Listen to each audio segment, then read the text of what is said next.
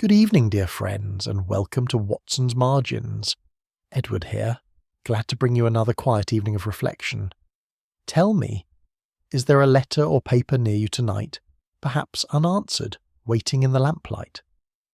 Watson learned that even an unfinished page can hold its own quiet history. Do subscribe, that no margin go unread. Now, settle in. For as Holmes maintained, it is upon trifles that the most important issues depend. You'll find Watson's Margins on Spotify too, with the link waiting just below in the description. Chapter 1. The Death of Sir Alister Fenwick. It was upon a grey and dripping morning in the early days of October that I received a brief note from Sherlock Holmes requesting my presence at Baker Street with what he termed no more delay than is consistent with the proper digestion of breakfast. I had not seen my friend for the better part of a fortnight, my own modest practice having claimed the whole of my attention, and so it was with some pleasure, despite the wretched weather, that I climbed into a cab and made my way through the rain-slick streets to our old lodgings. I found Holmes in his dressing gown, seated cross-legged upon the hearthrug with a litter of papers spread about him, like the wreckage of some paper shipwreck. He glanced up as I entered, and I observed at once that peculiar brightness in his eye which I had long since learned to associate with a problem of more than ordinary interest. "Ah, Watson, you are punctual as ever," said he, waving a long hand toward the basket chair. "You find me at the commencement of what may prove to be either a very tedious or a very curious affair. I confess I have not yet decided which, though I rather suspect the latter. You have a client. I have had 3, in point of fact, all within the space of an hour, and all upon the same matter, though their interests in it could scarcely be more opposed." He passed me a card. "Mr. Cuthbert Allardyce, of Allardyce and Pym Solicitors.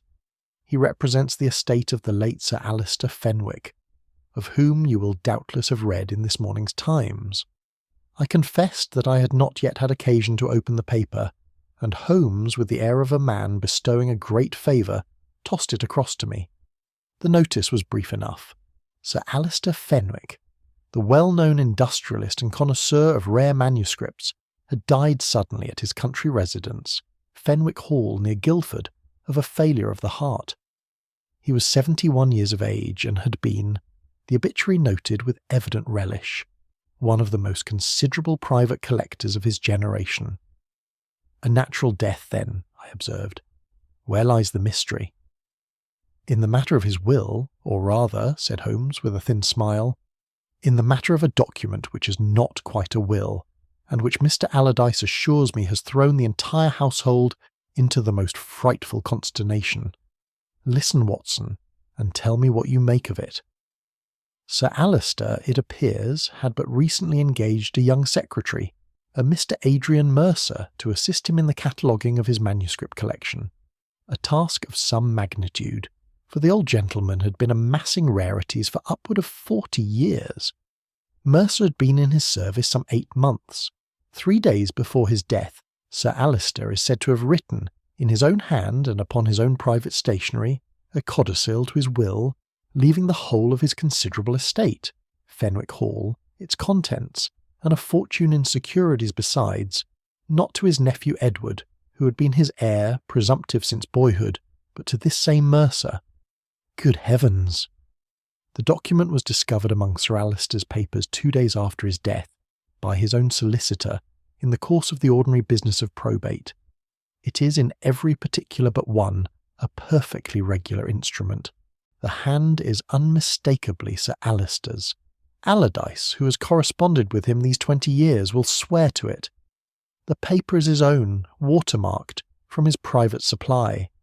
The language, stilted and old-fashioned as it is, might have come from no other pen. And the one particular.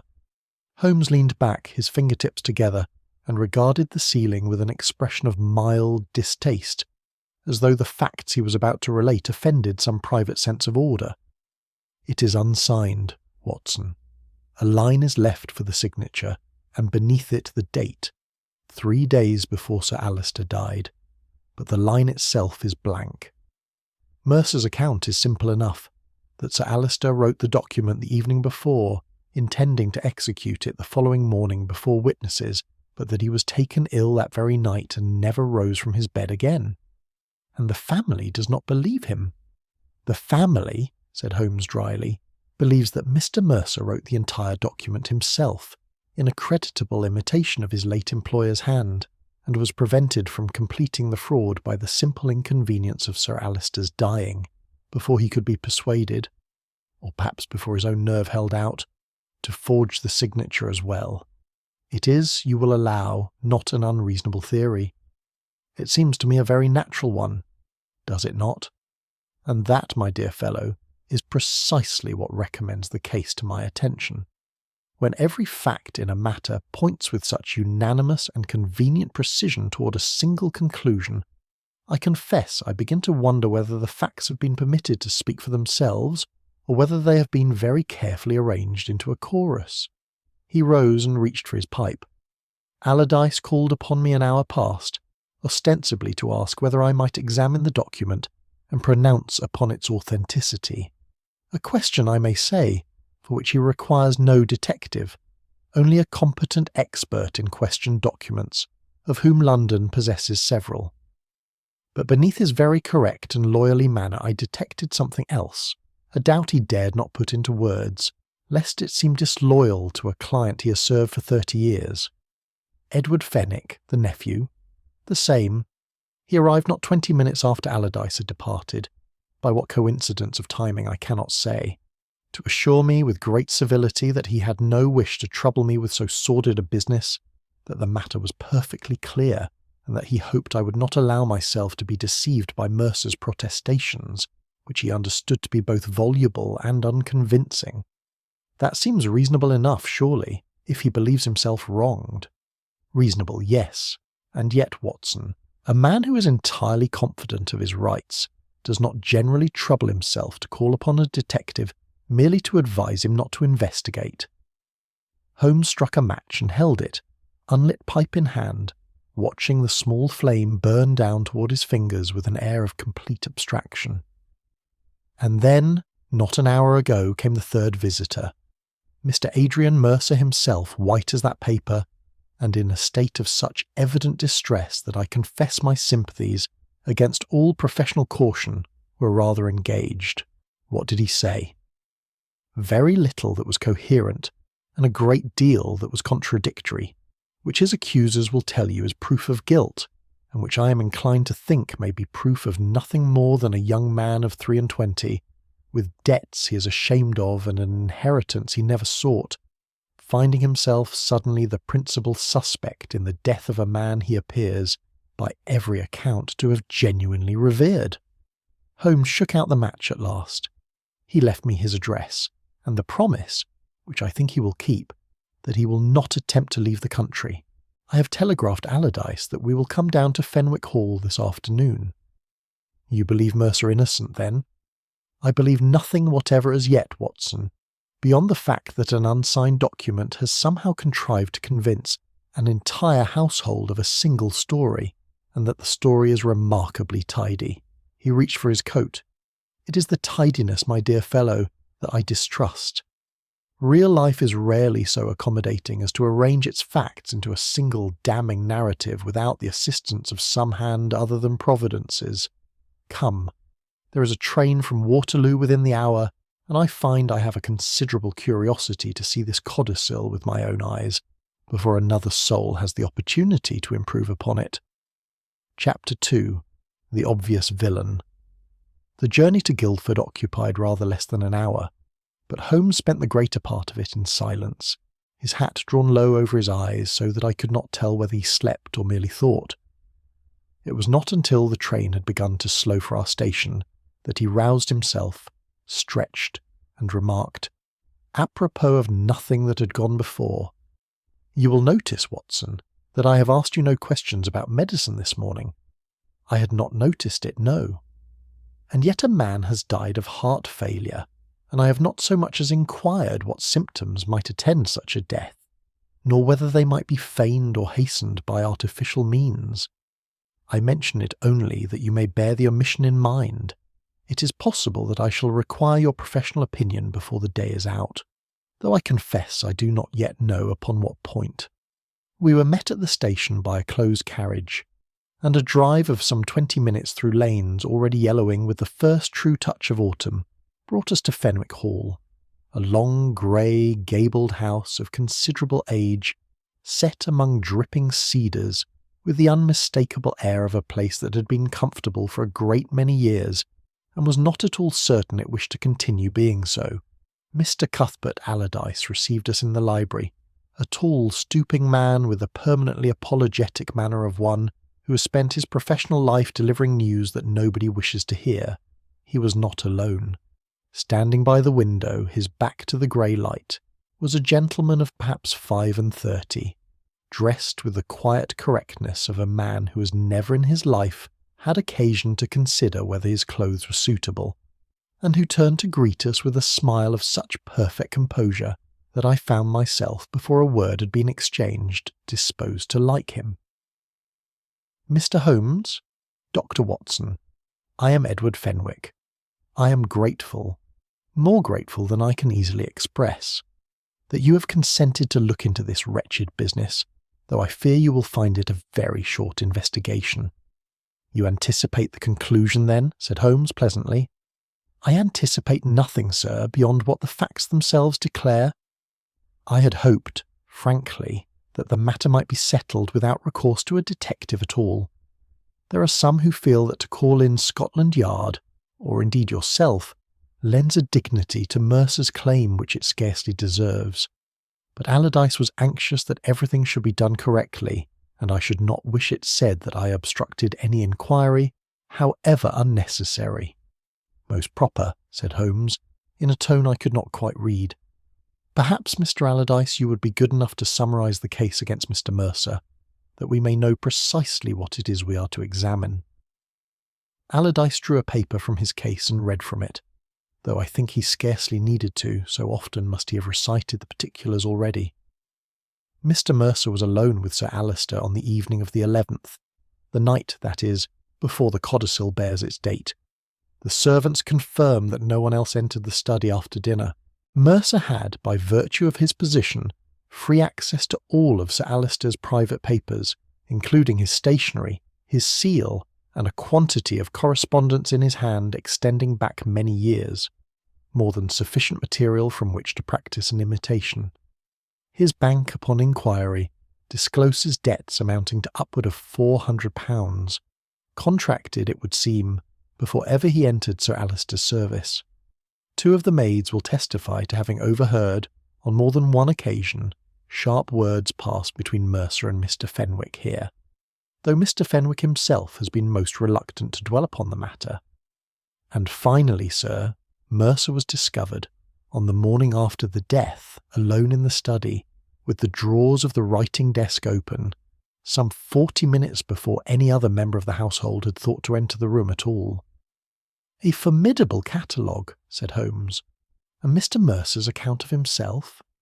It was Edward Fenwick who answered, with the air of a man making every allowance. "He says he could not sleep, knowing my uncle was unwell, and went down early to see whether any instructions had been left regarding the manuscripts, that the desk was already open when he arrived, and that he had touched nothing. He says the quarrels the maids speak of concerned nothing more than the cataloguing, that I thought certain volumes should be sold, and he disagreed. He says a great many things, Mr. Holmes, and I have no wish to call him a liar to his face, but you will allow that his explanations have a tendency to become more elaborate each time they are required." "I have not yet heard them," Holmes observed mildly, "and so cannot judge their elaboration. Might I see the codicil itself?" Allardyce produced it from a leather case, with the gingerly care of a man handling something faintly dangerous, and laid it upon the library table. Holmes drew the lamp closer, for the day, though not late, had grown very dark, and bent over the document for some minutes without speaking, while the rest of us stood by in a silence that grew, by degrees, distinctly uncomfortable. It was, as Holmes had described, a single sheet of heavy cream paper, covered on both sides with a close angular hand, the ink browned very slightly with the age, though whether the age of 3 days or 3 years I could not have said, and did not then think to ask. At the foot of the second page a ruled line stood empty, and beneath it the date, the 11th of October. "You will observe," said Allardyce, leaning over Holmes's shoulder, "that the hand is unmistakable. I have 100 letters from Sir Alister's own pen against which to compare it, and I would stake my professional reputation that no other man living could have produced so perfect a forgery, which is, of course, precisely what makes the case against Mercer so very strong. Who else had both the opportunity and the skill?" "Who else, indeed," said Holmes, and I thought there was something in his voice, not quite irony, but a kind of weary patience, as of a man listening to a tune he has heard played wrong a great many times. He straightened at last and turned to face the room. "I think, gentlemen, that before we proceed any further, I should very much like to see this study of which we have heard so much, and afterward, if it is not too great an imposition, to speak with Mr. Mercer himself. Not," he added, forestalling some objection I saw forming on Edward Fenwick's lips, "because I doubt the excellence of the case you have assembled, Mr. Allardyce. On the contrary, it is precisely because the case is so excellent that I find myself wishing to examine its foundations. A structure may be admired for its solidity, and yet a wise builder will still wish to know what manner of ground it stands upon." Allardyce bowed, somewhat stiffly, and led the way toward the study, and as we passed into the corridor I caught, for the briefest instant, an expression upon Edward Fenwick's face that was gone again before I could properly name it, though had I been asked, I should have said it most resembled relief. Chapter 3. The Assumption. Nobody questions. The study of the late Sir Alister Fenwick was a long, low-ceilinged room at the eastern end of the house, lined from floor to picture rail with the glazed cases that house the better part of his manuscript collection. A great mahogany writing desk stood before the window, and it was here, Allardyce informed us, that the codicil had been discovered, folded once and placed within a drawer that was generally kept locked, though the key, as was apparently well known throughout the household, hung always upon a small brass hook beside the fireplace. Holmes stood for some moments upon the threshold without entering, in the attitude I had come to recognise as his manner of taking the measure of a room before permitting it to take the measure of him. Then he crossed directly to the desk, and for the next quarter of an hour gave himself up entirely to an examination of the codicil, the drawer in which it had lain, and the desk itself, while the rest of us stood about with the particular awkwardness of persons who feel themselves to be, for the moment, of no consequence whatever. "The handwriting," said Holmes at length without looking up, "is, as Mr. Allardyce assures us, unmistakably that of Sir Alister. I have no quarrel with that conclusion. The pressure of the strokes, the formation of the capitals, the small idiosyncratic loop upon the descending tail of the letter G, all these are consistent throughout, and consistent also, I observe, with this letter here." He indicated a sheet from a bundle of correspondence that lay upon the desk, evidently set aside for our inspection, which I understand to have been written some 18 months ago. The paper, too, is genuine, Sir Alister's private stock, watermarked, as you say, and identical in every respect to other sheets in this drawer. The language is his. I recognise 3 turns of phrase that occur, almost word for word, in his earlier correspondence. In short, gentlemen, I find nothing whatever in the document itself to suggest that any hand but Sir Alister's own produced it. "Then you agree with us," said Edward Fenwick with the faintest edge of satisfaction. "I agree that Sir Alister wrote it. I have not yet ventured an opinion as to when." There was a small silence at this, of the kind that follows a remark which has not been properly understood, and which no one quite likes to admit to not understanding. "When, Mr. Holmes?" said Allardyce at last. "Why, the document is dated the 11th of October, 3 days before his death." "So it is dated, certainly." Holmes held the sheet up to the light from the window, turning it this way and that with the absorbed care of a man examining a postage stamp. And I confess I find myself wondering, Mr. Allardyce, upon what authority that date is to be relied upon. A date is, after all, merely a few figures written by the same hand that wrote the rest, and a hand, as we have agreed, entirely capable of producing whatever figures it chose upon whatever day it chose to produce them. But surely the question is whether Sir Alister wrote it at all, said Edward, with the air of a man recalling a wandering pupil to the matter of the lesson. If the hand is genuine, the document is genuine, and the date upon it must be taken as it stands, unless there is some particular reason to doubt it. Is there not? Holmes laid the paper down, and I saw that he had, without any appearance of haste, manoeuvred himself into the light from the window, so that his face was in shadow, and ours, I imagine, were not. Consider, gentlemen, what we are asked to believe.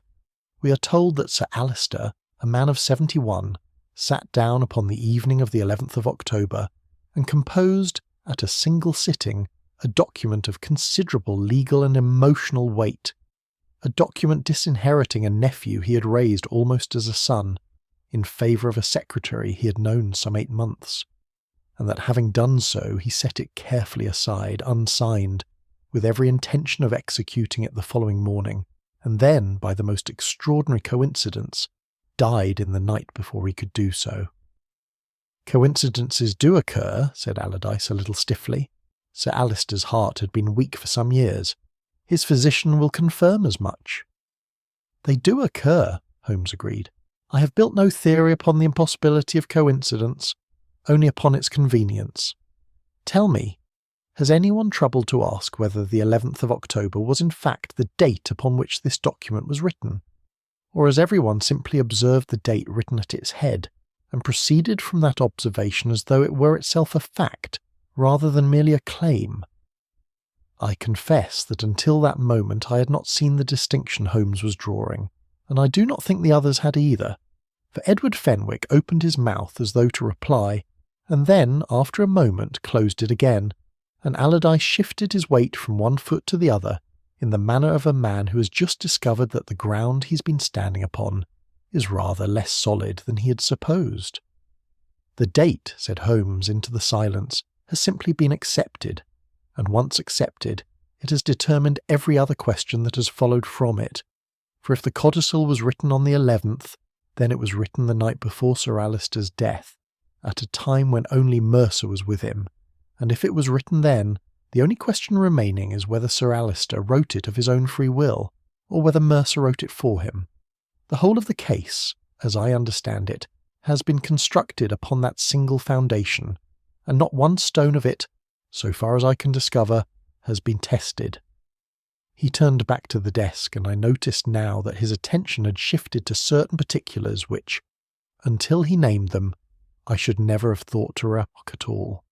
A small blot of ink, no larger than a shilling, near the lower margin of the second page, the precise spacing of the ruled line left for the signature, which seemed to my eyes somewhat further from the final line of writing than convenience would suggest, and a phrase, I had not noticed it before, that occurred twice in the document, once in the body of the text and once again in slightly different words, very near its close, as though the writer had, at some point, forgotten he had already said it. These 3 things, said Holmes, holding up the sheet again, may mean nothing at all. A blot of ink is the commonest accident in the world.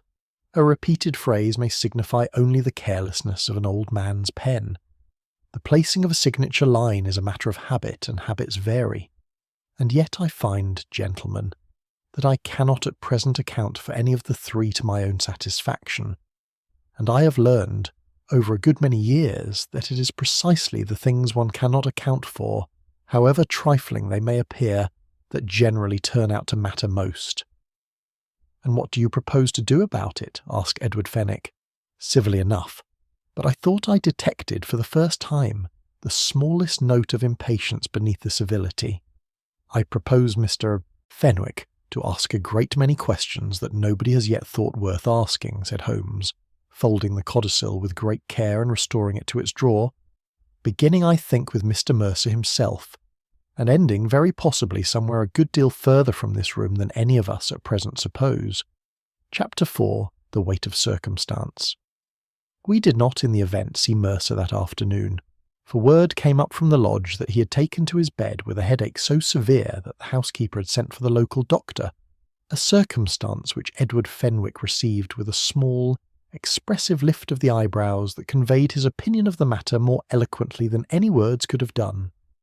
Holmes, for his part, appeared entirely unsurprised, and proposed instead that we should make use of the remaining daylight to walk about the grounds and speak with such of the household as we might encounter in the natural course of things. It was upon this walk that the case against Mercer, already formidable, acquired what I cannot but call its final and most damning weight. We came first upon one of the housemaids, a thin, anxious girl named Susan, beating a carpet upon a line strung between two of the cedars, who, upon being asked whether she had seen anything of Mr. Mercer on the morning after Sir Alister's death, became at once both voluble and tearful, after the manner of servants who find themselves for the first time in their lives persons of importance. "I saw him plain as I see you now, sir," said she, "coming out of the study not an hour after the master was found, with papers in his hand, a whole armful of them, sir, pressed close against him like, and his face that white. I thought he had seen a ghost." "What manner of papers?" Holmes inquired. "Why, papers, sir. Documents, like. I couldn't say more than that." "Could you not? You did not observe whether they were letters or legal papers, or perhaps pages from the manuscript Sir Alister collected?" The girl hesitated, and I saw a small frown of effort cross her face. The frown, as it seemed to me even then, of a person trying not so much to remember a fact as to reconstruct one. I couldn't rightly say, sir, only that they were papers, and a good many of them, and he looked that guilty carrying them off like that. Holmes thanked her with great courtesy, and we passed on, and it was perhaps a quarter of an hour later in the kitchen garden that we encountered old Hobbs, the gardener, who proved, if anything, even more forthcoming. "I heard him say it myself, sir, plain as plain," said Hobbs, with the relish of a man who has told a story often enough to have worn it smooth. "The very day after the master died, I was clipping the box hedge under the study window, and the window was open a crack, and I heard Mr. Mercer's voice talking to himself, like, or maybe to that Mr. Edward. I couldn't say which, for I didn't see in, and he says clear as a bell, 'Everything will soon belong to me.' Those very words, sir, I'll take my oath on it." "You're quite certain of the words?" "As certain as I am of my own name, sir." "And you reported this to whom precisely?" "Why, to Mr. Edward himself, sir, that very evening when he was asking around the staff whether any of us had noticed anything queer, and glad I was to be of use, for it seemed to me a wicked thing to hear, and so I told him." Holmes inclined his head, and asked one or two further questions of no apparent consequence, concerning the state of the box hedge, and how long it had taken Hobbs to clip it, and whether the weather that day had been fine or wet, to which Hobbs responded with the slightly puzzled patience of a man who cannot see what such matters have to do with anything, but is too polite to say so. We left him to his hedge, and walked on in silence for some minutes before Holmes spoke again. "You observe, Watson, the manner of these two communications?" "I observe that they are both extremely damaging to Mercer." "They are. They are also, if I am not mistaken, both of recent vintage, by which I do not mean that the events they describe are recent, but that the telling of them is. Did you notice how readily each came? Susan did not say, 'I believe I saw him with some papers.' She said she saw him plain as I see you now, with an armful pressed close against him, and his face white as a ghost's. And yet when I pressed her upon the simplest particular, what the papers were, she could tell me nothing at all. The detail she was most certain of was precisely the detail best calculated to convey an impression of guilt. The detail she could not supply was the only one that might have been independently verified. You think she invented it?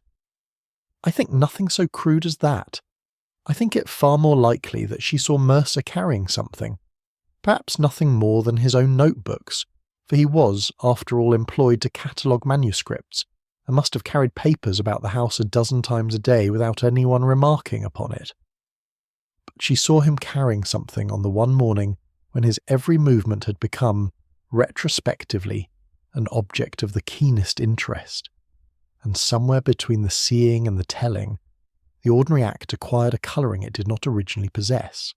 Each time the story is told, Watson, it is told with a little more confidence and a little more detail, and the teller does not perceive the alteration, because to the teller it does not feel like alteration at all.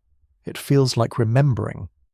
And Hobbes's overheard remark, "Ah, that, I think, is more interesting still, though I shall say no more of it for the present, save this, that Hobbes heard the words through a window open a crack at some distance while engaged upon a noisy task, and that he could not say with certainty to whom Mercer was speaking. A man may say a great many things to himself or to another in the privacy of a room he believes empty of eavesdroppers, and the meaning of a sentence, Watson, depends very often upon words that come before and after it, which a listener at a distance through a window open a crack can scarcely be expected to have caught."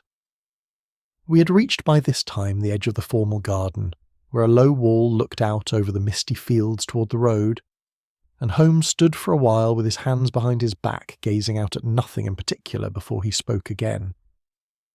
"There is a curious uniformity, Watson, about the evidence that has come to us this afternoon. Each new fact arrives already interpreted, already wearing, so to speak, its overcoat of meaning, and each interpretation happens to point in precisely the same direction as all the others. Now, that may be because the direction is the true one, and all roads in this case genuinely lead to Mercer's door, or it may be that someone has been standing at the crossroads very quietly turning the signposts. You suspect Edward Fenwick of what exactly? Coaching the servants? I suspect at present nothing whatever that I am prepared to say aloud," said Holmes, turning back toward the house, where the lamps were beginning to show yellow against the gathering dusk. "I have only noticed, my dear fellow, that certainty appears to travel a good deal faster through this household than truth generally does, and I have found, in my experience, that the two seldom keep the same company for long without one of them being an impostor." Chapter 5. Words and Meanings. The following morning brought a change in the weather, the rain having given way to a thin, watery sunshine that did little to warm the air, but a great deal to lift, I think, all our spirits. And it brought also a change in Holmes's method, which I observed with considerable interest, though it was some time before I fully understood its purpose.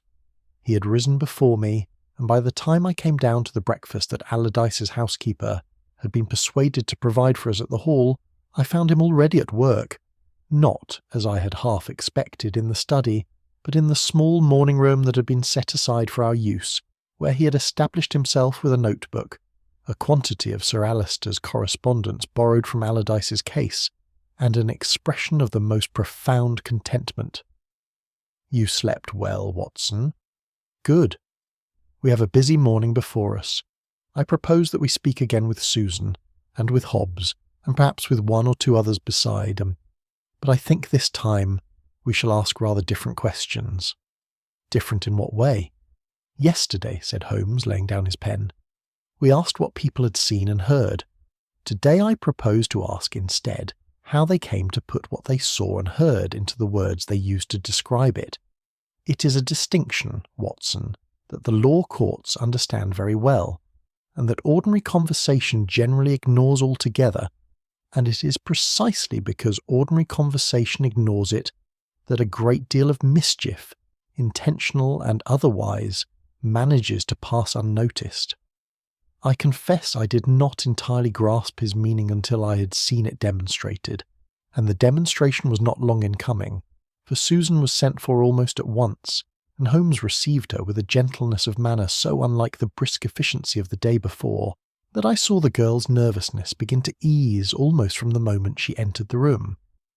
"I am not going to ask you what you saw, Susan," he began, "for you have told us that already, and very clearly. I want instead to ask you about the telling of it. When you first spoke of seeing Mr. Mercer come out of the study with the papers, who did you speak to first?" "Why, to Mr. Edwards, sir. He'd been asking all the staff that morning, whether any of us had seen anything queer on account of the master having died so sudden, and I told him what I'd seen. And what precisely did you tell him, in your own words, as nearly as you can recall them? Susan considered this with evident care, and I noticed that the care itself seemed to be something of a novelty to her, as though no one had ever before asked her to attend to her own words, rather than to the facts they were meant to convey. I think I said as I'd seen Mr. Mercer coming out of the study with some papers in his hand, sir. That's all, I believe. Some papers, not an armful, pressed close against him? The girl flushed. I don't rightly know, sir, when I started saying it that way. It seemed to fit, somehow, once everyone was saying as how he'd been searching the desk. Did Mr. Edward say anything to you, after you'd told him what you saw? He said it was very important, sir, and that I should be sure to remember it exactly, for it might be wanted. And he asked me 1 or 2 more times, over the next day or so, just to be sure I had it right. And each time he asked, did your account remain exactly the same? I suppose it grew a little fuller, sir, each time. One does think of more going over a thing. One does indeed, said Holmes very gently, and I saw that the girl, far from feeling herself accused of anything, appeared rather relieved, as though a small weight she had not known she was carrying had been lifted from her. She was dismissed with thanks, and Hobbs was sent for in her place, and from him, by much the same method, Holmes drew out an admission scarcely less significant. Now, Hobbs, you told us yesterday that you heard Mr. Mercer say, "Everything will soon belong to me." I want you to think very carefully and tell me, are those the exact words, or is it possible, I do not say it is so, only that it is possible, that the words were something a little different, and that what you have given us is your own sense of what he meant rather than the precise words themselves? Hobbs scratched his head, and for a long moment said nothing at all, and when he did speak it was with the slow reluctance of a man parting with something he had grown rather fond of. Well, sir, now you put it that way. I don't know as I'd swear to every word. It might have been, now I come to think on it, it might have been, everything will belong where it ought to belong. That's nearer it, perhaps. I don't know as I'd thought of the difference before. It seemed to mean the same thing, somehow, once Mr. Edward had... That is, once it was generally understood what sort of thing Mercer was about. Thank you, Hobbs. You have been most honest, and I think the more so for the difficulty it has cost you. When Hobbs had gone, Holmes sat for some time without speaking, turning his pen over and over between his fingers, a habit of his when a thought was taking shape that had not yet found its final form. You perceive the difference, Watson. Everything will soon belong to me is a confession. Everything will belong where it ought to belong is nothing at all, or rather, it is capable of meaning almost anything. It might be the remark of a man who believes himself about to inherit a fortune. It might equally be the remark of a man who believes a fortune has been wrongly diverted and ought, in justice, to return to its rightful course. The words themselves are almost neutral. It was only the meaning poured into them, afterward by another hand, that made them damning. But who poured it in, Holmes? Hobbes himself said the meaning seemed natural, once it was generally understood what Mercer was about. Precisely so, and there, I think, lies the crux of the whole matter. A rumour need not be invented from nothing, Watson, to do its work. It need only be permitted to grow in a particular direction, while every contrary growth is quietly pruned away. Much, I imagine, as Hobbes himself prunes that box hedge of his, a little here, a little there, until the shape that remains is the shape someone had in mind from the first, though no single cut could be pointed to as the one that made it so. He rose and crossed to the window where the thin sunshine was beginning, at last, to burn off the morning mist from the lawns below.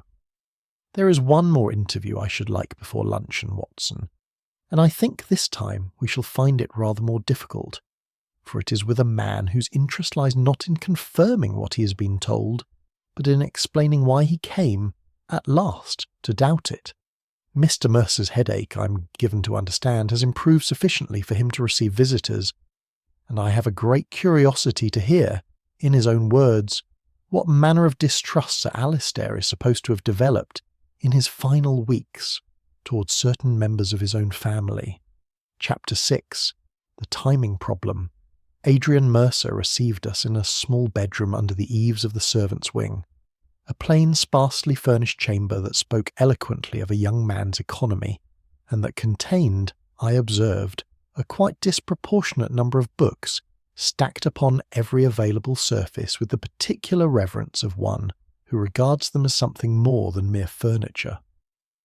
He was sitting up against his pillows, looking pale and hollow-eyed, but he rose at once upon our entering, and would not be persuaded to remain seated until Holmes had, with some firmness, insisted upon it. "You're very good to come, Mr. Holmes," said he. "I had begun to think, that is, I'd begun to fear, that no one would trouble to ask me anything at all, beyond the questions that are designed to prove what everyone has already decided. I have come, Mr. Mercer, to ask you precisely such questions as no one has yet thought to put, which is not at all the same thing, I assure you, and may prove rather less comfortable for both of us." Holmes drew up the room's single hard chair and sat with his hands upon his knees in an attitude of unhurried attention. "I want you to tell me about Sir Alistair's last weeks. Not the codicil, we shall come to that presently, but the man himself. You were closer to him, I think, than anyone else in this house. Was there any change in him, in the months before his death? Any alteration in his manner, his habits, his confidences?" Mercer was silent for a moment, and when he spoke again it was with the careful slowness of a man choosing, for the first time, to give voice to something he had until then kept to himself. "There was a change, sir, though I have hardly dared to mention it, for fear it should sound like an attempt to throw suspicion elsewhere, which is not my intention at all. But yes, in the last 2 or 3 months Sir Alistair became guarded, watchful, almost. He had always been an open man, sir, generous with his confidences, fond of talking over his collection, his correspondence, even his private affairs, as an old man will with someone who has no part in the family disputes.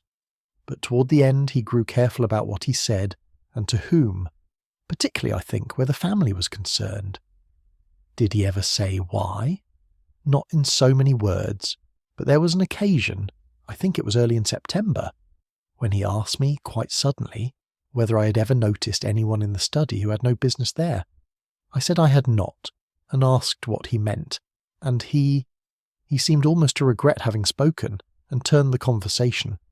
But a few days later he had a new lock fitted to the cabinet where he kept his older papers, the ones that had nothing to do with the manuscript collection at all, and he gave the key into my keeping, and asked me to say nothing of it to anyone. To anyone at all? Those were his words, sir. Holmes received this in silence for a moment, and I saw his eyes move, briefly, toward the small stack of books beside the bed, as though some thought had crossed his mind and as quickly been set aside again. "This cabinet, does it still exist? Has it been examined?" "It exists, sir, in the old box room above the stables.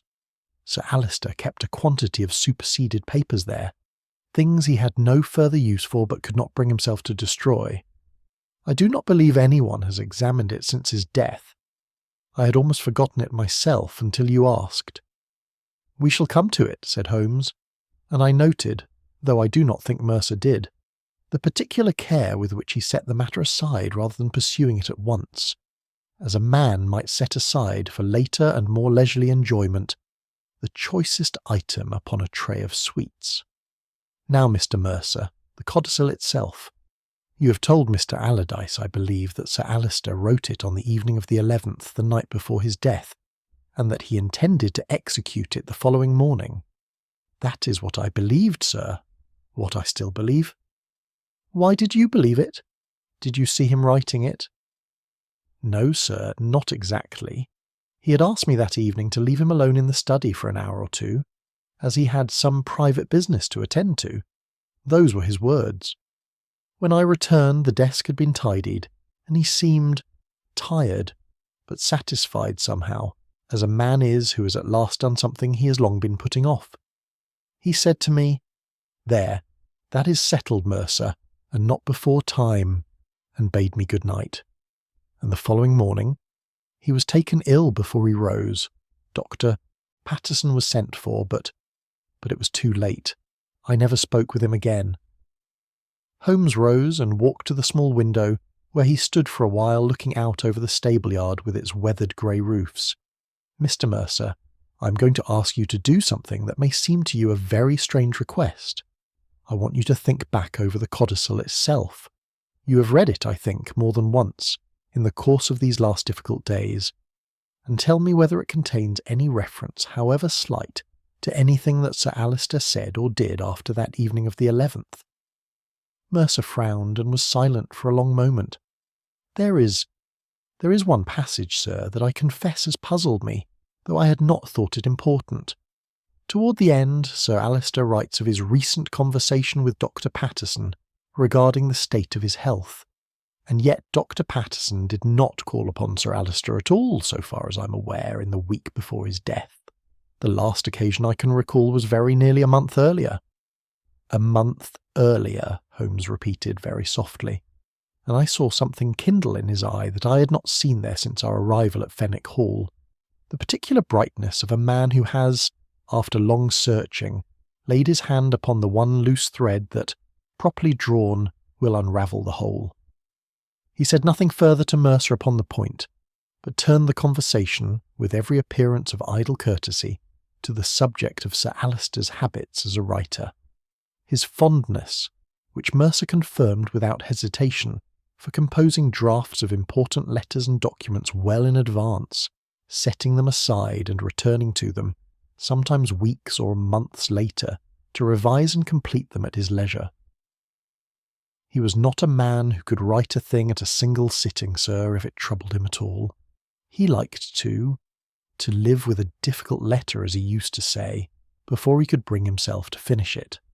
We left Mercer a little while afterward, with Holmes's assurance, which I confess surprised me, for he was not a man given to premature comfort, that matters were very much less settled than they appeared, and very much more interesting. It was not until we were alone again, walking back across the stable-yard in the thin sunshine, that he gave me in part the reason for his confidence. The Codicil refers to a conversation that took place a month before it was supposedly written, Watson, and refers to it as recent. Either Sir Alister's memory had failed him entirely as to the passage of time, for which there is no other evidence whatever, or the Codicil was not written when everyone has assumed it was written, and if it was not written, then, if it is in fact an older document than its date declares, then a great many things that have seemed to point in one direction may, upon a closer examination, be found to point in quite another. You think the Codicil was written weeks, even months, before Sir Alister's death?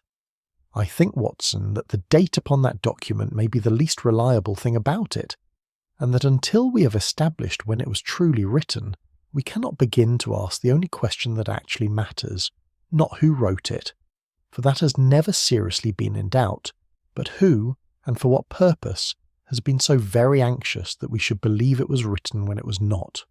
Chapter 7. A damning discovery. We had scarcely returned to the morning room. Holmes, still in that state of quiet, contained excitement which I had learned to value above almost any other sign in him, when Allardyce came hurrying in, his stooping figure for once almost upright with the importance of what he carried, and behind him Edward Fenwick, whose composure, I thought, had about it something of the brittleness of a man holding himself very carefully together. "Mr. Holmes, this changes everything," said Allardyce, and laid upon the table a single sheet of paper, somewhat foxed and yellowed, covered with a scrawl of pen strokes, half-formed words, and what appeared to be repeated attempts at certain phrases, crossed through and rewritten. "I was going through the old cabinet in the box-room above the stable," said Edward, "the one Mercer told you of, I understand, and I found this, among a quantity of other discarded papers. I confess I did not at first think it significant, but look, Mr. Holmes, look at the phrases. The whole of my estate, both real and personal, in recognition of services which can be neither measured nor repaid, These are not commonplace expressions. They appear, very nearly word for word, in the codicil itself. I crossed to look over Holmes's shoulder and saw that Edward had spoken truly. The sheet was a confusion of false starts and abandoned sentences. The hand unmistakably Sir Alister's, though looser and less assured than in the finished document, as though I thought a man were practising again and again the wording of something he found difficult to say.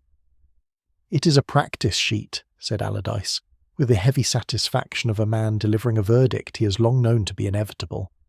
Mercer must have used it, found it perhaps among Sir Alister's old papers, and kept it by him, as a model from which to compose his forgery.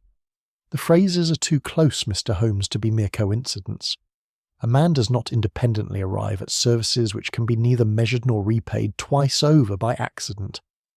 He does not, Holmes agreed, and bent over the sheet with an attention so close and so prolonged that I saw Edward Fenwick's foot begin, very slightly, to tap against the floor, a small sign of impatience that I don't think he was himself aware of. "This is a very valuable discovery, Mr. Fenwick," said Holmes at last, looking up. "I confess I had hoped that the old cabinet might yield something of the kind, though I had scarcely dared to expect it quite so soon. May I ask, did you find anything else among these papers? Letters, perhaps, or other drafts?" "A great many letters, Mr. Holmes, none of which seemed to me to bear upon the matter. Old correspondence, accounts, that sort of thing. I did not examine them closely. This sheet was the only thing that struck me as significant, and I brought it to you at once, thinking you would wish to see it before matters proceeded any further." "You were quite right to do so," said Holmes, and there was nothing in his tone to suggest anything but the most straightforward gratitude. And yet I, who knew him, thought I detected beneath the courtesy something else, a kind of stillness, like the stillness of a man who has just heard, in the distance, a sound he had been waiting for, though not perhaps from quite the quarter he expected. Allardyce, meanwhile, had taken up the practice sheet again, and was holding it to the light with an air of growing certainty. "I think, Mr. Holmes, that we may fairly say the matter is now settled. The handwriting expert I have engaged, a Mr. Soames, of whom you may have heard, examines the codicil this afternoon, and I have no doubt that with this sheet as a further point of comparison, his findings will be conclusive. I am sorry for young Mercer, in a way. He is not, I think, a wicked young man by nature, only a desperate one, but the law must take its course." "Of course," said Holmes. "I should be glad, if I may, to be present when Mr. Soames makes his examination. I have a certain curiosity as to his methods." The remainder of that day passed, for me, in a state of some bewilderment. For the household, which only the day before had seemed merely settled in its opinion of Mercer's guilt, now passed by swift degrees into something very like a general rejoicing. The rejoicing, that is, of persons who feel themselves vindicated, and who discover, in their vindication, a great increase of warmth toward one another. Even the servants, I observed, went about their duties with a lighter step, as though some oppression had been lifted from the house, along with the last shadow of doubt, and more than one of them, I am sorry to say, spoke of Mercer in terms that would have done credit to a Sunday newspaper at its most censorious. By the time Mr. Soames arrived, a small, precise gentleman with the manner of a man who has spent so long examining the handwriting of others that he has come to regard his own opinions as a species of incontrovertible fact. The practice sheet and the codicil had between them acquired, in the general estimation of the household, the status almost of a confession freely made. Soames examined both documents for the better part of an hour, in a silence broken only by an occasional small exclamation, half satisfaction and half disapproval, of the kind that experts in any field reserve for the errors of those less expert than themselves, and at the end of it he pronounced, with evident relish, that certain strokes within the codicil, particularly in the formation of the capital letters and in one or two of the longer words, exhibited irregularities of pressure and hesitation consistent with tracing from an existing model. and that the practice sheet, in his opinion, supplied precisely such a model. "It is not uncommon, Mr. Allardyce, in cases of this kind," said Soames, packing away his instruments with the satisfaction of a craftsman whose work is done, "for a forger of even considerable skill to betray himself in just such small particulars, the natural fluency of a genuine signature being almost impossible to counterfeit at speed, where the forger's attention is divided between the shape of each letter and the need to proceed without arousing suspicion. I should say, without hesitation, that portions of this codicil were traced directly or indirectly from genuine examples of Sir Alister's hand, of which I understand this practice sheet is one." Allardyce thanked him with evident warmth, and the two men withdrew to draft. I gathered the formal report that would in due course be laid before Mercer's solicitors, for he had by this time engaged one, though I confess the poor young man's prospects seemed to me, as to everyone else in that house, very dark indeed. It was only when we were alone again, in the gathering dusk of the morning-room, that Holmes, who had said almost nothing throughout Soames's examination, beyond one or two questions of a technical nature that had seemed to me at the time scarcely worth the asking, turned to me with an expression I had seen before, upon perhaps half a dozen occasions in all the years of our acquaintance, and that I had learned to associate with the very edge of discovery.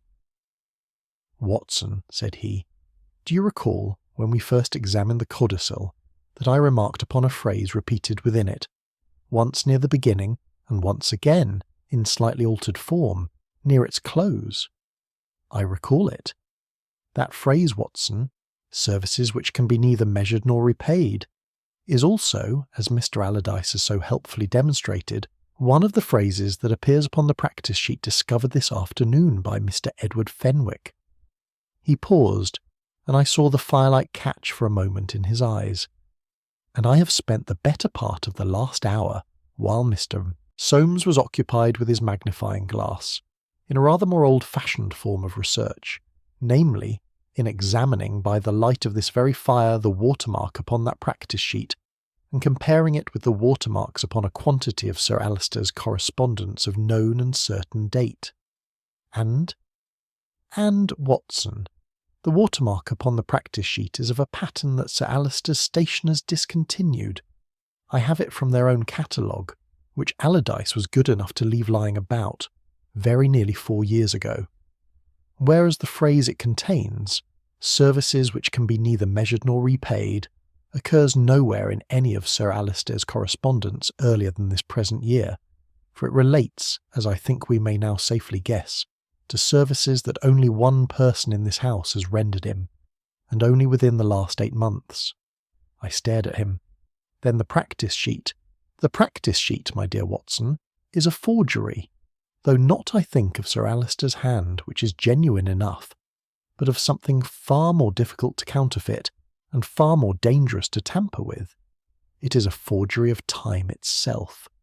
Someone has taken a genuine fragment of Sir Alister's writing, old, discarded, harmless, and has added to it, in the same hand and the same ink, words that Sir Alister could not possibly have written upon paper that old, because the thoughts those words expressed did not exist in his mind until this present year, and whoever did this, Watson, did it with a steadiness of hand and a coldness of purpose that I confess I had not until this moment fully allowed myself to credit. Chapter 8. Triumph of the Wrong Theory. I confess that my first impulse, upon hearing what Holmes had discovered, was to act at once, to lay the matter before Allardyce, to confront Edward Fenwick then and there, and to put an end, without further delay, to the injustice that was even now gathering itself, like a wave about to break, over the unfortunate Mercer. Holmes, however, would have none of it. "No, Watson, not yet. Consider what we actually possess at this moment, a discrepancy of dates upon a single sheet of paper, observed by firelight, by a man whom half this household already regards as an interfering amateur brought in to embarrass a respected solicitor's careful work. If I were to walk into that library now and declare that the practice sheet is itself a forgery, what do you suppose would happen? They would not believe you. They would not believe me. Or worse, Watson, they might believe me only too readily in the wrong direction. For observe, if the practice sheet is shown to be false, the most natural conclusion, to a mind already convinced of Mercer's guilt, is not that someone has been working against Mercer, but that Mercer himself, growing desperate as suspicion closed in upon him, attempted some clumsy second fraud to bolster the first, and that I have simply caught him at it. A single piece of evidence, however sound, rarely overturns a settled conviction. It is far more likely to be absorbed into that conviction and made to serve it. No, what is needed is not one fact, but a structure of facts, each supporting the others, so that the whole edifice of belief in this house may be shown to rest upon foundations that were never there at all. And for that, my dear fellow, I require a little more time and a certain amount of quiet. It was accordingly a curious sensation, and not, I confess, an entirely comfortable one, to spend the remainder of that day moving through a household given over almost wholly to an atmosphere of relief and vindication, while carrying within oneself the knowledge that the relief was misplaced, and the vindication a thing built upon sand. Dinner that evening was, by the standards of a house so recently in mourning, almost festive. Edward Fenwick presiding at the head of the table in his uncle's place, a position he occupied, I thought, with a naturalness that suggested long anticipation, spoke with real feeling of the relief he felt that this wretched business was at last drawing to its close, and of his hope that Mercer, whatever his faults, might yet be dealt with leniently. For he was fond of my uncle, in his way, whatever else he may have done. Allardyce, mellowed by good wine and the prospect of a troublesome matter resolved, spoke at some length of the law's majesty and the satisfaction of seeing justice, however regrettably, take its proper course. Only Holmes, seated at my side, said little and ate less, and I observed that his eyes moved now and again about the table and the room beyond it, with the restless, cataloguing attention of a man taking an inventory whose purpose he has not yet disclosed. It was not until the following morning, for Holmes had begged leave to remain another day, to satisfy myself, Mr. Allardyce, upon one or two minor points, that the record may be entirely complete, that I began to understand the shape of the structure he was building. He spent the early hours closeted with the bundle of old correspondence that Edward had brought down from the box-room cabinet, the letters which Edward himself had dismissed as old correspondence, accounts, that sort of thing, and which, I gathered, no one else had troubled to examine since. Holmes went through them with extraordinary care, sorting them, I observed, not by subject but by date, until he had arranged them in a long sequence upon the table, stretching back in places more than 10 years. "Watson," said he without looking up, "I want you to do something for me, and I think you are better qualified for it than I am. I want you to find, among these papers, every reference, however slight, to Sir Alister's health, and particularly to any visit, consultation, or correspondence with Dr. Patterson. Arrange them by date, and tell me what pattern, if any, emerges." It was the work of perhaps an hour and a tedious one, but at the end of it I was able to report that Dr. Patterson appeared to have attended Sir Alister with some regularity, every 6 or 8 weeks by the look of it, until a date some 5 months before his death, after which the visits ceased almost entirely, save for a single consultation, the most recent of all, which had taken place. I checked the date twice to be certain, very nearly a month before the date borne by the codicil, precisely as Mercer had told us. 5 months without a doctor's visit, and then one a month before the codicil's date, and the codicil itself speaks of that consultation as recent. Now, Watson, here is the second thread. Holmes drew toward him a slim ledger, bound in green cloth, that I recognised as belonging to the estate's household accounts. I asked Allardyce this morning whether I might examine the household books for the months in question, a request he found eccentric but was too courteous to refuse. Observe this entry, made some 5 months before Sir Alister's death, a payment, quite a substantial one, to a firm of London locksmiths, for the description is admirably precise. Fitting of new lock and 2 keys to document cabinet, box room. The cabinet Mercer spoke of. The very same, and observe further, the entry is made not in Sir Alister's own hand, which appears throughout the earlier pages of the ledger, but in another hand altogether, which I am reliably informed by the housekeeper belongs to Mr. Edward Fenwick, who has, it seems, assisted with the household accounts for some years, as a kindness to his uncle in his declining health. Then Edward knew of the cabinet, knew of the new lock, perhaps even held a key to it himself. Perhaps, or perhaps he merely recorded the payment, as he recorded 100 others, without any particular significance attaching to it at the time. I do not ask you to draw conclusions yet, Watson, only to observe how the threads begin of their own accord to lie alongside one another.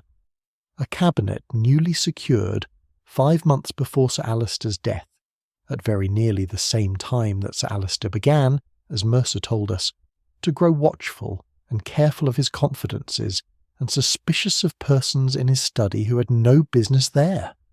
He gathered the papers together with great care and restored them to their proper order, so that no trace of his examination should remain visible to a casual eye. There is one thing more I require, Watson, before I am satisfied, and it is, I think, the most delicate matter of all. I should like, if it can be managed without exciting remark, to examine the ink with which the codicil itself is written. Not the practice sheet which we have already disposed of, but the codicil. For if my reasoning is sound, that document is a great deal older than its date declares, and ink, Watson, unlike paper, does not lie about its age quite so readily as a man might wish, provided one knows what signs to look for, and provided one has, as I flatter myself I have, made a small study of the subject in years gone by. And if you find what you expect to find, then, my dear Watson, I think we shall be ready, not tomorrow perhaps, but as very soon, to gather this household together once more, and to show them, not merely that their conclusion was wrong, but precisely how and by whom, and to what purpose, they were led to it. And I confess, he added, with a faint and not altogether pleasant smile, that I look forward to the demonstration rather more than is, perhaps, entirely creditable in a man of my profession. Chapter 9. Holmes reveals the truth. It was upon the 3rd evening of our stay at Fenwick Hall that Holmes asked Allardyce to gather the household together in the library. Not merely the principal parties, but Susan and Hobbs as well, a request which Allardyce received with evident surprise, but did not refuse. Mercer was sent for too, and came in looking thinner and more harassed than ever, casting about him the wary glance of a man who has learned to expect nothing good from a summons. Edward Fenwick took up a position near the fireplace, one arm resting upon the mantel with an ease that I could not, even now, find any fault with, and it was only because I had spent 3 days watching for it that I noticed, as Holmes began to speak, the faint stiffening of that arm, as a man might stiffen who hears in the distance a step he had hoped never to hear again. I asked you all here, Holmes began, because I believe I can now tell you with some confidence, not only when the codicil before us was written, but by whom and why. And I think you will find that the answer to the first of those questions overturns very nearly everything that has been believed about the other two. You said yesterday, Mr. Holmes, Allardyce put in, a little testily, that you required time only to satisfy yourself upon minor points. And so I did, Mr. Allardyce, though I confess the points have proved rather less minor than I represented them. Let us begin, if you will, with the ink. Holmes produced the codicil, and with it a small case of instruments which I recognised, having seen him use them before as the apparatus of his own private researches into the chemistry of writing materials. Ink, gentlemen, changes very slightly in colour as it ages, a change too small to be seen by the eye alone, but measurable under suitable conditions by anyone who has troubled to make a study of it, as I have. I have this afternoon examined 3 portions of this document, the body of the first page, the final paragraph, and the date and signature line. They are not, I find, of the same age. Not of the same age, Edward repeated. Surely, Mr. Holmes, A man writing a single document uses the same ink throughout. He does, at a single sitting. But Mr. Mercer has told us, and the household confirms, that Sir Alistair was a man who liked, as he put it, to live with a difficult document, to draft it, set it aside, and return to it weeks or months later to complete it. The body of this codicil, gentlemen, is written in an ink that I judge to be some 4 or 5 months old. The final paragraph, including the passage in which Sir Alistair refers to his recent conversation with Dr. Patterson, is written in ink scarcely a month old, which accords very well with the date of Dr. Patterson's last visit, as Dr. Watson was good enough to establish from the household correspondence. And the date itself, asked Mercer very quietly. It was, I think, the first thing he had said since entering the room. The date, Mr. Mercer, and the line left blank for the signature are written in ink that cannot be more than a few days old, which is to say, ink applied after Sir Alistair's death. A silence fell upon the room of a kind I had rarely experienced. Not the silence of people with nothing to say, but the silence of people each privately rearranging with great rapidity an entire structure of belief. You will see now, Holmes went on, how the pieces fall into their true order. Some 5 months ago, Sir Alistair, for reasons of his own, which I shall come to, began to draft a codicil leaving the bulk of his estate to Mr. Mercer. He did not finish it. He locked it away, in the cabinet whose lock was fitted at very nearly that date, a cabinet to which, I may say, only Sir Alistair himself and one other person held a key. A month ago Sir Alistair took the draft out again, added the final paragraph, including the duplicated phrase about services which can be neither measured nor repaid, which he had, in the manner of old men revisiting old work, forgotten he had already written near the head of the document, and again set it aside, still unsigned, still undated in any final sense. And then he died, said Allardyce slowly, before completing it a third time. He died. And someone who knew the cabinet, who held the second key, who understood the document's history better than anyone but Sir Alistair himself, retrieved it after his death, added a date 3 days before that death, and ensured that it was discovered among Sir Alistair's papers in the ordinary course of probate, where it could not fail to be taken as a final deathbed change of heart. This is conjecture, Mr. Holmes, said Edward, and his voice, though still even, had acquired an edge I had not heard in it before. A clever conjecture, I grant you, but conjecture none the less. Who held this second key, if not Mercer himself? I was coming to that, said Holmes, by way of the practice sheet you yourself discovered, Mr. Fenwick, in the box-room cabinet. You will recall that it bears the phrase, services which can be neither measured nor repaid, the very phrase that, as I have just explained, was added to the codicil only a month ago, and yet that sheet, Mr. Allardyce's own stationers confirm, is written upon paper of a watermark discontinued very nearly 4 years ago.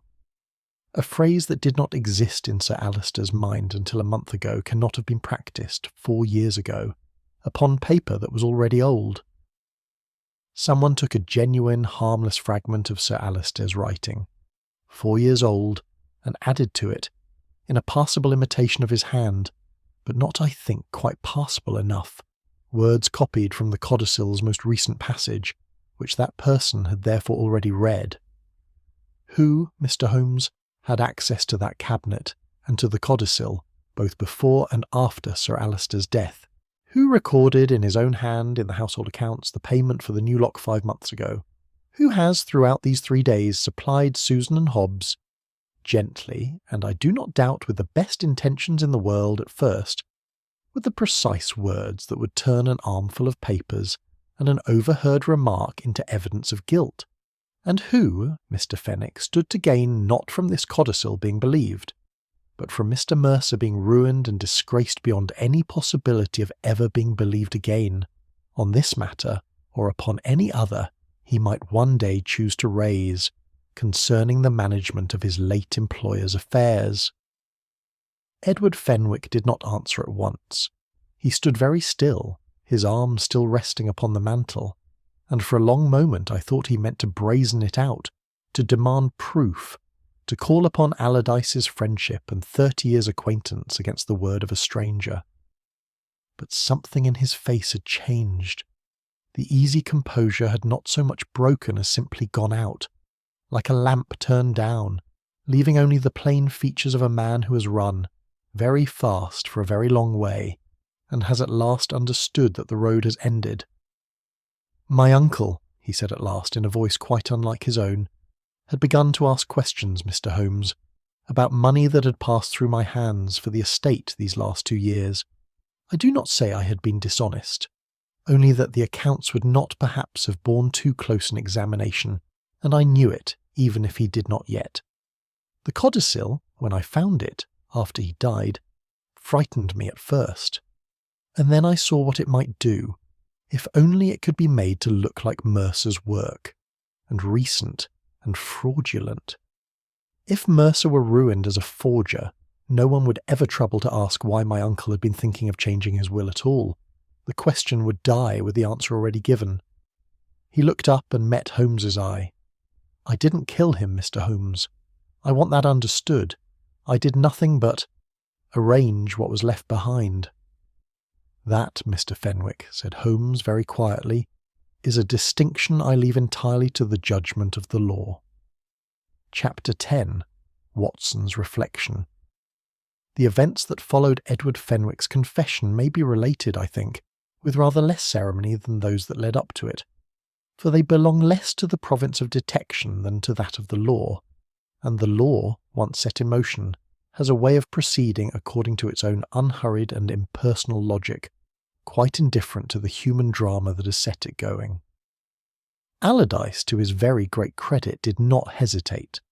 Whatever pain it cost him, and I could see that it cost him a great deal, for he had known Edward Fenwick since the latter was a boy, and had, I believe, genuinely loved the family he had served for 30 years. He sent at once for the local constable, and by the following morning a representative of the county constabulary had taken down, in the laborious longhand of official process, both Edward's confession and Holmes's account of the evidence that had drawn it from him. Edward did not attempt to retract a word of what he had said. He seemed, indeed, almost relieved to have done with the pretence, a relief I have observed before in men who have lived for some time under the strain of a deception, and who find, when it is over, that the collapse of their fortunes is accompanied by a curious lightening of spirit, as though a weight long carried had at last been set down, regardless of where it fell. The codicil itself, once its true history was established, presented Allardyce with a problem of some legal delicacy, which he discussed with Holmes at considerable length over the course of that final evening.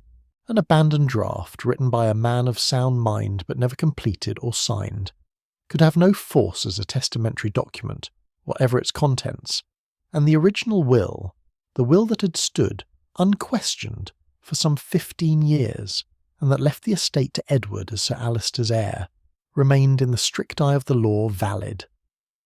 But Allardyce was of the opinion, and Holmes, somewhat to my surprise, concurred, that no court, once the full circumstances were known, would permit a man convicted of so elaborate and cold-blooded a fraud to profit, even indirectly, from the very estate he had conspired to secure by destroying another man's character, and that some other arrangement, whether by the operation of law or by the family's own remaining members, would in time be found. I do not know, even now, precisely how that matter was finally settled, for it lay beyond the limits of our involvement, and Holmes, who took, as a rule, very little interest in the disposition of estates once the question of who had done what and why had been satisfactorily answered, did not trouble to inquire. Mercer at least was restored at once and entirely to his former position, though I think it likely, from one or two things he said to us before we left, that he had no great wish to remain at Fenwick Hall, whatever its ownership, and that he would before long seek some situation less burdened with memory.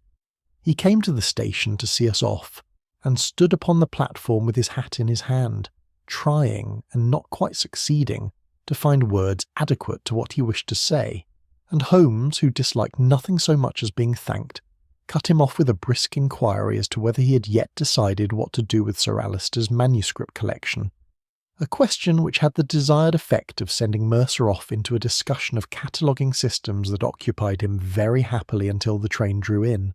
It was on the journey back to London, with the grey fields of Surrey sliding past the window and the lamps of the carriage beginning to glow against the early dusk, that I found occasion to put to Holmes a question that had been forming in my mind throughout the latter part of our investigation.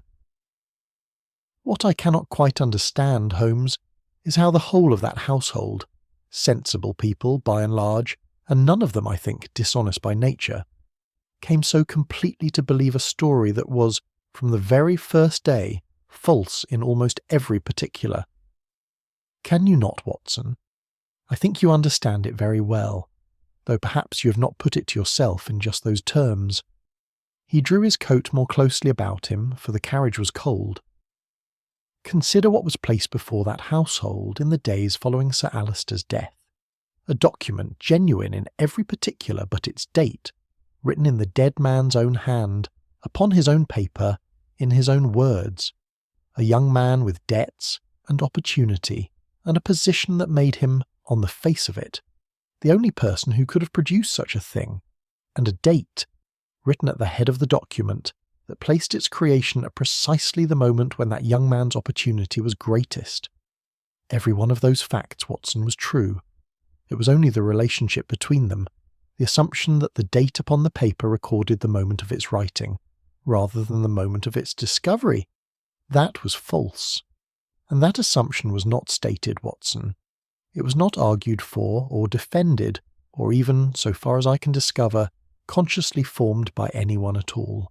It was simply there, from the first moment, as the ground beneath one's feet is simply there, and as little remarked upon.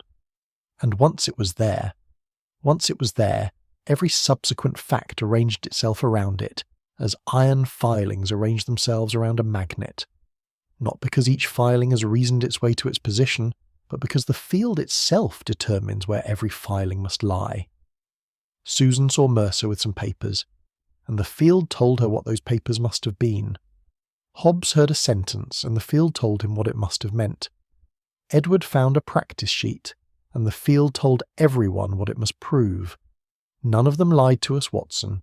Not Susan, not Hobbs, not even, I think, Allardyce.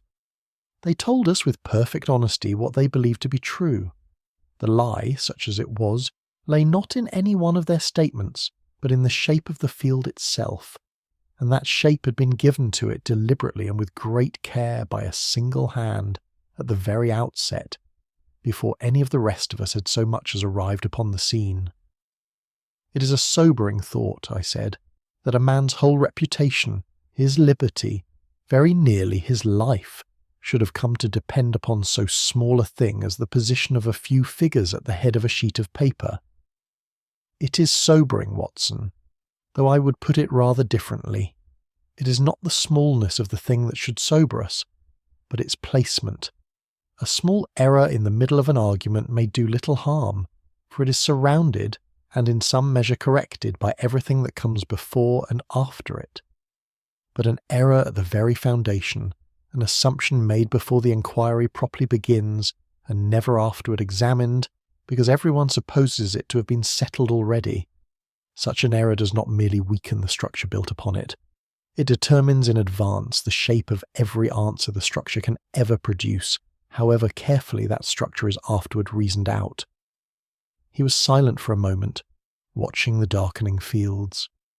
I have observed, in the course of a good many years at this work, that men are rarely deceived by bold falsehoods boldly stated. They are very often deceived, however, by small truths, quietly arranged, and by their own great reluctance, once a comfortable conclusion lies within reach, to go back and ask whether the path that led them to it was as solid at its very first step as it appeared to be at every step thereafter.